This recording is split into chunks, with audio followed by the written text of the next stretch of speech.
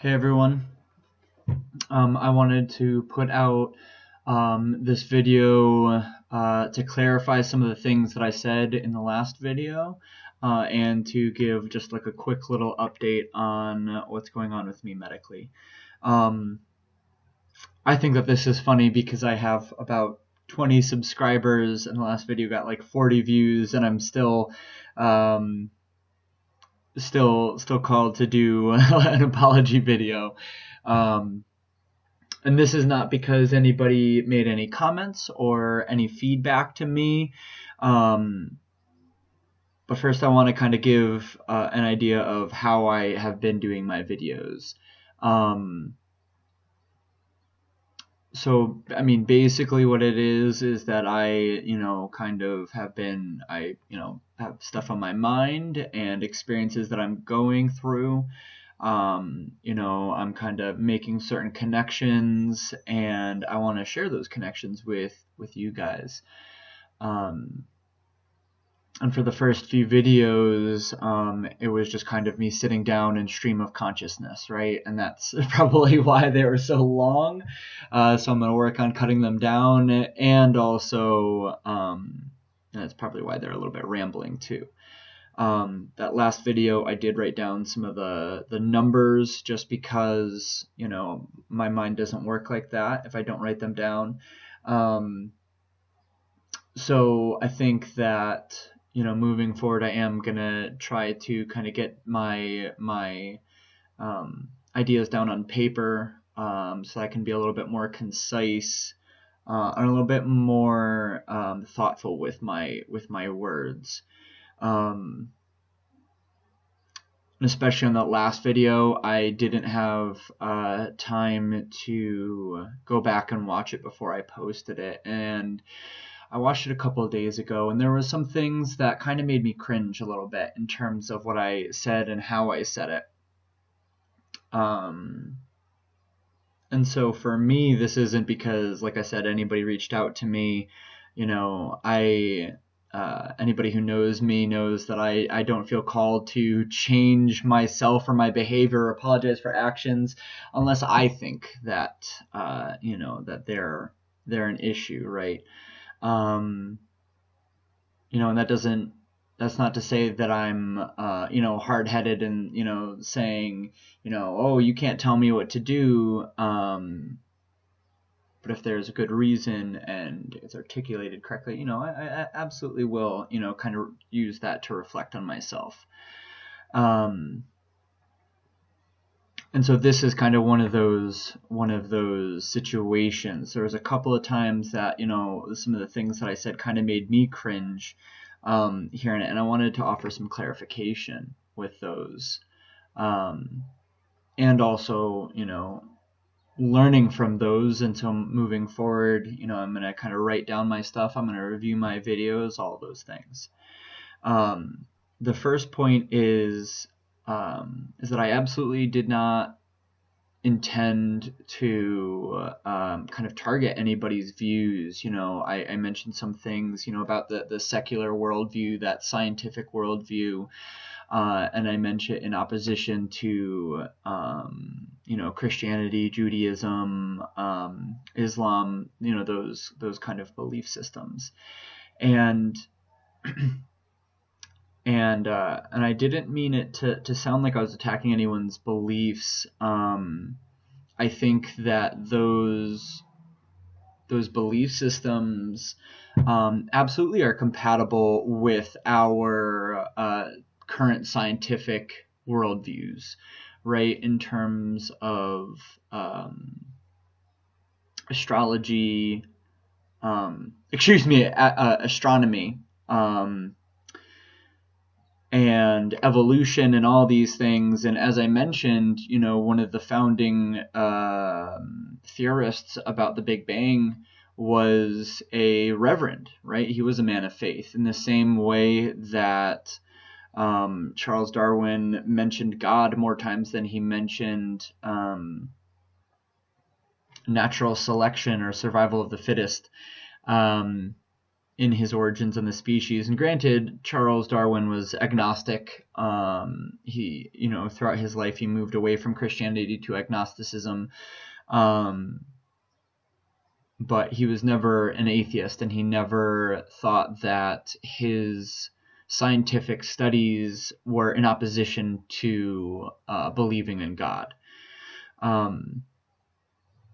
The reason that I brought those up and kind of framed it as a secular view versus, the views of these different religious institutions is because those institutions and those organizations are, generally speaking, the biggest groups of people who push back on these scientific beliefs. And so that's kind of where I was coming from. It wasn't necessarily, going against those people, but it was because those were the biggest, those groups are the biggest organizations that are opposed to kind of incorporating and believing in the truth of our, secular sciences. The next point is when I started talking about morals, and I even caught myself in the video in terms of going, I heard how that sounds, and I wanted to clarify. And with that, I think that, after hearing about it and listening, I'm going to keep in mind and be a little bit more mindful about using I statements rather than you statements. Saying I think this is my experience X, Y, rather than imposing it on, saying you as in the general audience, right? Lastly, I wanted to mention, when I was talking about the kind of pride that I have, when I talk about, not having sexually assaulted anyone.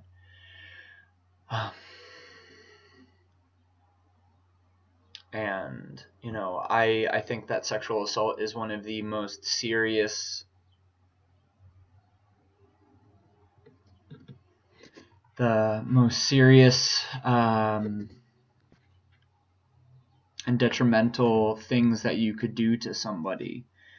And it's horrific to me that, 80% of women claim to have some sort of sexual violence against them. Whether that's just catcalling on the street or whether that is, full-blown rape. And, the pride comes from a place in the same way, I work with, I've worked with a lot of young men, being a young man myself. And it's in the same way that, when I'm on, when I'm coaching the lacrosse team and they, they're talking about girls in their class or whatever, and they're like, she can get it, right? And then somebody chimes in and they goes, she can get it if she wants it, right? And it's those moments that, that give me pride, that go, oh yeah, like consent is the most important, right? Like, and hearing the younger guys that I work with have that mindset, that was never the mindset when I was growing up, right? It was always, she can get it. Yeah, I'll give it to her, blah, blah, blah, blah, blah, all that stuff. But now the younger generation is really starting to see that and to really acknowledge and honor that message, right? That seeing the sacred in their feminine counterparts, right? Or to one another. When I talk to those guys, I try to, and I'm, when we say, you gotta, after prom, treat your partner right? I try to say boyfriend, girlfriend, whatever, whoever that is for you guys. And they really respond to that. And so that makes me, in the same way that I have pride for that, when those guys say she can get it if she wants it, right? I have pride, and I try to commend them for that as much as I can. So that's where that pride comes from, and it's sad to me that needs to be there, right? I feel pride for these young men who say these things, that show respect towards women, that show respect to their fellow human being. That pride is there because that is seemingly a unique position to have, seemingly a unique actions and words to take, right? And that makes me sad that pride is a thing.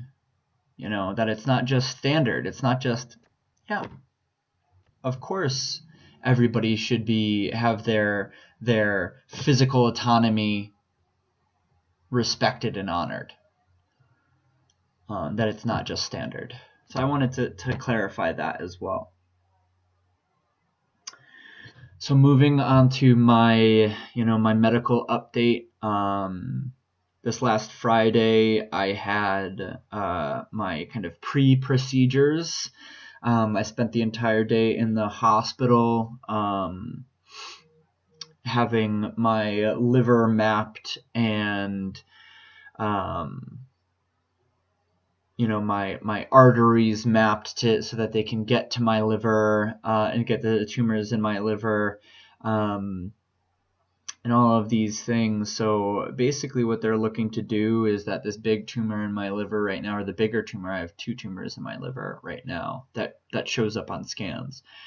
And there's a big one and a smaller one. And the big one, basically they're going to go through my arteries and put in targeted treatment. And what that targeted treatment is little beads that have radiation in them. So it's a specific radiation treatment for that tumor.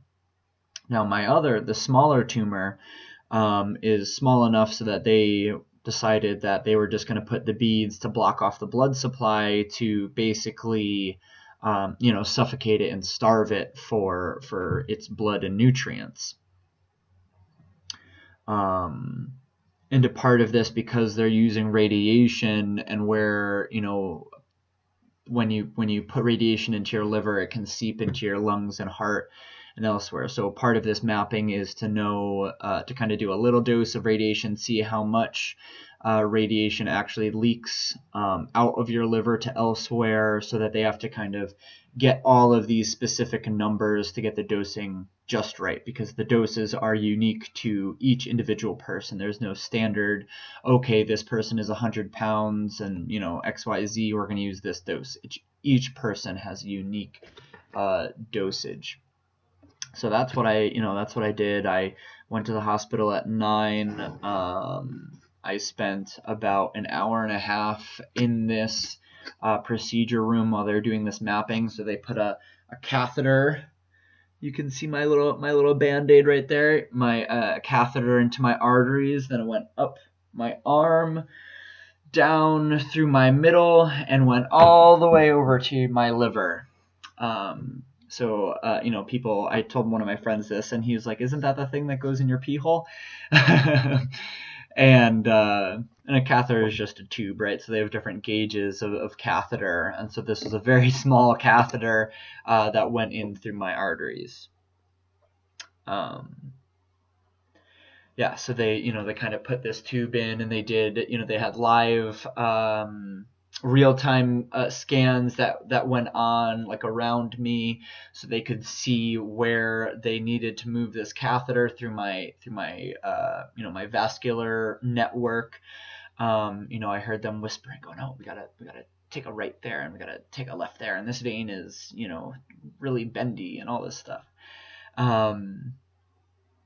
And as terrible as it is that I have to get these procedures done, it's so interesting and it's so cool to be there, because they have this big monitor that they can move around the room, so they can move around these scanning machines, and they can have this monitor so they can see the scan in real time. And so I looked up and kind of had an X-ray of my whole body. I could see my tumors. I could see the port that I have in my chest and the tube that goes down into my heart. I could see the catheter tube that went in through my arm down into my torso and into my liver. And it was just so cool. So I did, I had that procedure done. They did, they did the mapping for the big tumor, and they actually did the procedure for that smaller tumor. So they put the beads to suffocate it in there. And then I had to do an hour of scans afterwards so that they could actually see how much radiation was bleeding into elsewhere. And then I just kind of had to hang out and wait for a couple hours to make sure that I wasn't bleeding out of my artery, because arteries go from your heart, so they have the pressure of your pump of your heart behind them. So that's where, if you get cut in your artery, it's very dangerous because it splurts and it's, there's high pressure. While veins, just the blood kind of oozes out because it's coming back to the heart, not under such high pressure, kind of just like oozes. So they wanted to make sure that I, this wound in my artery that they did was closed up and that I wasn't going to bleed. I wasn't having any numbness or tingling in my hands or anything like that. So I just kind of hung out there. So, after they come up with these numbers, after they kind of calculate, the information and the data from these procedures and the scan and everything, they're going to call me up to schedule the time to do this targeted treatment for my big tumor. Yeah, and that, that's kind of where I'm at. That's kind of what I'm doing right now. I feel good overall. I'm not doing any sort of systemic treatment at the moment, so I'm off my chemo. I feel relatively, normal. And I'm just really looking forward to the summer and getting to experience it all. We actually, I'm going to put a little shout out to the East Catholic Lacrosse team. Yesterday, Saturday, the day after my stay in the hospital, we had our championship, the Class S championship for boys high school lacrosse.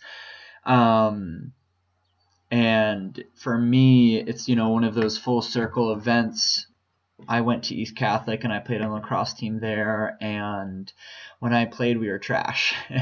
My freshman year, I believe that varsity won one game. My sophomore year, we won maybe 2 or 3 games. And then my junior year, our coaching staff changed.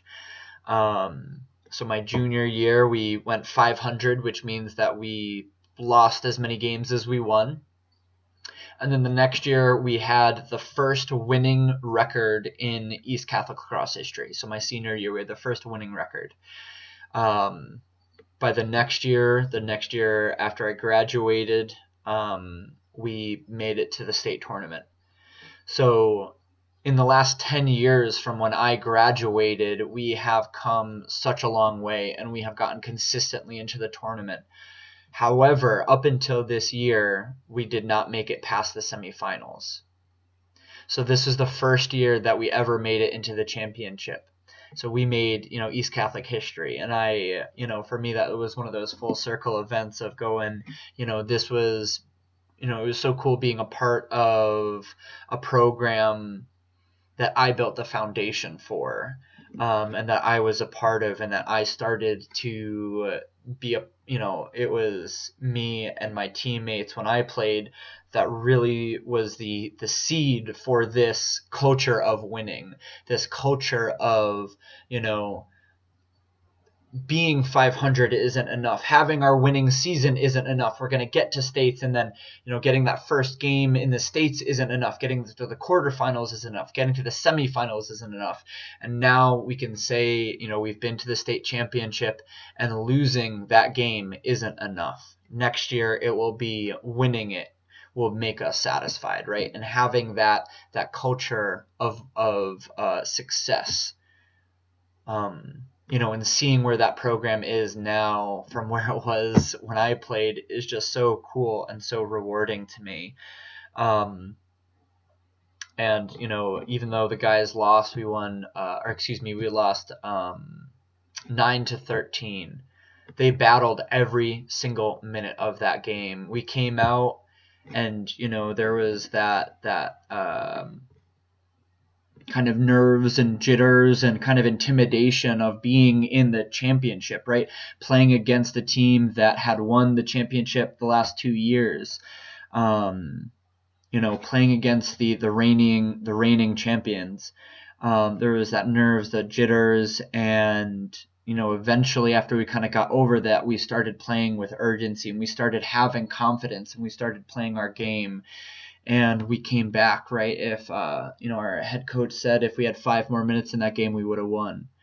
And I really believe that to be true. Those guys never gave up, even when we were down 6, 7, 8 goals. And we kept battling and kept pushing and kept pushing and kept pushing. And until the last minute, right? Some teams would have said, oh, the score is 13-9, there's a minute left, we're not going to win, so let's just give up, right? And those guys battled the entire time.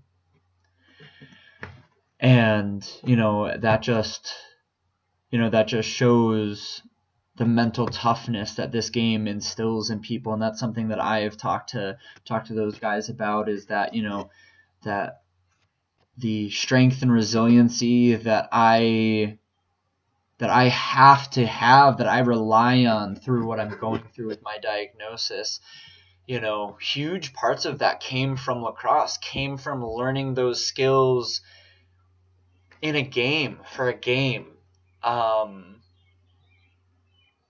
I think that that's huge. And if you look at, the history of lacrosse and where it came from, it's the indigenous people of North America, right? They were given this game by the Creator. They were given to this game by God as one of their ceremonies, and they used it as a surrogate for battle, right? So if they went to war with another group of people, instead of going and having total war and going and killing them, they played this game.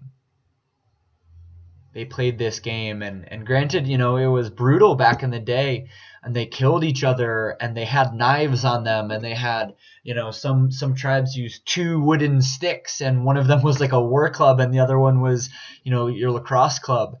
And these fields were miles long, and they might be, that goal, that tree is a goal, that rock is a goal, you got to find it. So it was like a contained little battle. So that's what they used it for, and our guys, really embodied that spirit of, we're going to fight to the last man. But the part that I think is more important is that they used lacrosse. These indigenous people used lacrosse as initiation ceremonies for young men. And they used this as a ceremony to show the young men how to be warriors, how to be men, and what that entails, right? How to battle, how to push yourself, how to work through your mental and emotional fatigue to have a goal, to honor that sport and to honor the men that are playing with you, how to honor yourself. And if you listen to the indigenous people that play the sport now, that's exactly what they're talking about, right? There's the Premier Lacrosse League is the professional lacrosse league now. Is the only professional lacrosse league, Premier League Lacrosse. And one of the things that they do exceptionally well in this program is to remind people of the indigenous roots, and to do land acknowledgements in these games, and to acknowledge the indigenous people that brought us this sport, right? For so many of us, we think of, elite white prep schools and a bunch of rich white kids playing the sport. And You know, that's just another horribly unfortunate bastardization of the game and the result of colonialization and ethnic cleansing, right? We have stripped the game from its spiritual component and the honor that it gives God, that it gives the people who are playing, right? When you go out and you play your very hardest, that's what's honoring God. That's what's honoring the Creator. That's what's honoring you and the brothers that you play with. And, you know, I'd ask all of you guys to go and just Google Lyle Thompson, Lyle Thompson. He's one of the best, if not the best, lacrosse player in the world. And he's indigenous. He comes from, I believe, the Onondaga Nation up in upstate New York. His grandfather is actually also a lacrosse player, a goalkeeper at Syracuse. But he is Oren Lyons, who is a very prominent member of the indigenous community. You know, some people might call him a medicine man. I don't think that he necessarily would call himself a medicine man, based on some of the interviews that I've heard him speak. But you know, that's how, you know, go and Google Lyle Thompson and go Google Lyle Thompson lacrosse and listen to his interviews and listen to the, you know, read the articles about how he talks about the sport, how he talks about his approach. Because it brings this whole nother dimension to the game. And when you see him play, you see him embody that. You see him embody that he plays for the Creator, that he plays to honor the game, to honor himself, and to honor his team. You know, and those values that, you know, that we learn in this sport are something that help us throughout our lives, and that these young men at East Catholic have learned through, you know, through this year, right, and battling through this season and having tough losses and having, you know, outstanding wins, coming back from, you know, being down 8 goals and coming back from that and winning those games, or coming close to winning those games, to respecting themselves, to respecting their teammates, to respecting the game, and to respect their opponent as well. That's something that we talk about a lot, is, you know, you never want to fear your opponent. You always respect your opponent, right? Because if you fear your opponent, you're not going to play, you're not going to honor them. You're not going to honor yourself. You're coming and you're playing from a place of fear. You're going to come and play from, oh, these guys are so much better than us. They're intimidating. They're scary. But if you respect them, you say, okay, these guys work hard just like we do. These guys put in the work to win this game, and we respect them, so we're going to come out and play our hardest against them and have that respect for them, and to show them that respect the entire game, whether we're winning or losing. And that's something that my collegiate lacrosse coach at Clark was big on, and that's something that I have brought here, that we always respect our opponent, but we never fear them. And that's the mindset that I have with my cancer as well. You know, I respect my cancer. It has a lot of influence on my life, a lot of impact on my life, and ultimately it's going to win this game. You know, I'm playing a game right now that I am down 20-2 with no hope of winning this game. And yet I'm coming back every single day, and I'm coming back and I am getting on this field of life and playing my heart out and practicing my heart out and doing these things that I need to do to respect that opponent and to respect myself. But I will not fear this opponent. I will not fear my cancer, right? because I have that respect for it. So that's my update. Thank you all for listening and taking this time. This video is certainly shorter than the other one. Once again, I'm going to try and condense them to something that's a little bit more manageable for most people to sit down and watch. Trying to condense it, keep my rambling down to a minimum, and to cater to the short attention span that we all have now. All right. Thank you all so much. Mitakuye Oyasin.